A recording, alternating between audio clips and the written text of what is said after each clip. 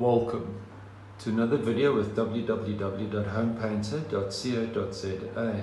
Today we're in Bryanston looking at a ceiling full of mold. This is after we've washed it. Please see the videos of the before we washed. It was absolutely horrific. What happens here is the moisture, because the window is not left open, causes the dry film preservative in the paint to be used up, and then it can't kill the mold anymore. As you can see, the tiles have got a grouting that's also showing signs of algae. That's what it needs to look like. Good joints, but the mold has grown on these joints between the tiles.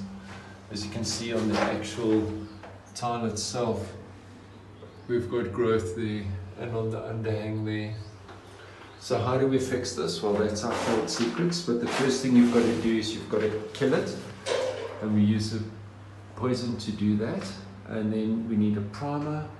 After the primer, we put on 2 coats of paint with a dry film anti-mold in it, which stops anything growing on the surface. Anything could be yeast, bacteria, algae, fungi, moss. Make it a great day. Follow us in further videos.